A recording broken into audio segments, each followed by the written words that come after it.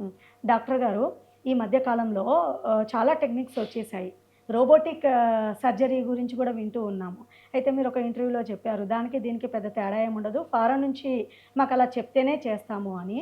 కానీ ఇక్కడ విషయం ఏంటంటే, ఈ రోబోటిక్ సర్జరీ చేయడం అనేది పెరుగుతోంది ఈ సంఖ్య. అవును. ముందు ముందు ఇవి నిజంగా డాక్టర్‌లను రీప్లేస్‌మెంట్ చేస్తాయంటారా?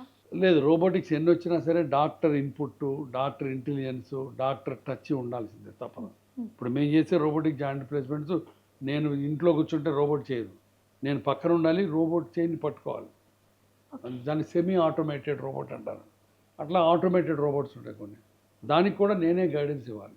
కాబట్టి డాక్టర్ లేకుండా ఉట్టి రోబోట్స్ తోటి ఆపరేషన్‌లు చేయించుకోవడం ఇంకా కొన్నేళ్ళు పడతది. Hmm. It may be possible, but ఇంకా కొంచెం టైం పడుతుంది. అంటే టెక్నాలజీలో లాట్ ఆఫ్ చేంజెస్ చోటు చేసుకున్నాయి అవును. గదా! సో, ఇప్పుడు అడ్వాన్స్‌గా ఎలాంటి ట్రీట్మెంట్ అందుబాటులోకి ఇప్పుడు లేటెస్ట్ వచ్చి రోబోటిక్స్ సర్జికల్ ఫీల్డ్‌లో. ఓకే. తర్వాత ఈ మిగతా ఫీల్డ్స్‌లో ఆర్టిఫిషియల్ ఇంటెలిజెన్స్. తర్వాత ఇప్పుడు పెథాలజీ, రేడియాలజీ ఆటిలో పాత రోజుల్లో ఒక స్లైడ్ చూడాలంటే దానికి ఖచ్చితంగా క్యాన్సర్ బ్రాండ్ చేయాలంటే చాలా భయపడేవాళ్ళు హ్మ్. పెథాలజిస్టులు. పొరపాటున ఇది ఫాల్స్ నెగిటివ్ అయిందనుకోండి, తప్పయిందనుకోండి ఆ రిజల్ట్, అప్పుడు చాలా ఇబ్బంది పడేవాళ్ళు వాళ్ళు. బట్ ఇప్పుడు ఆర్టిఫిషియల్ ఇంటెలిజెన్స్ తోటి 99% సక్సెస్ రేట్ డయాగ్నోసిస్‌లో. కాబట్టి ఏ పెథాలజీ స్లైడు తప్పుపోయే ప్రసక్తి లేదు. అట్లనే ఏ చెస్ట్ ఎక్స్‌రే తప్పుపోయే ప్రసక్తి లేదు.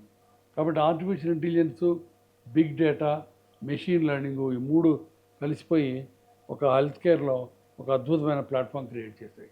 అంటే మీ అభిప్రాయంలో ఆర్టిఫిషియల్ ఇంటెలిజెన్స్ మంచిదే అంటారు రావడం? డెఫినెట్‌గా మంచిది. డెఫినెట్‌గా హ్మ్. దాంట్లో డౌట్ లేదు. బట్ అది ఎలా ఉపయోగించుకుంటాం? ఎంతవరకు ఉపయోగించుకుంటాం అనేది మన ఇష్టం.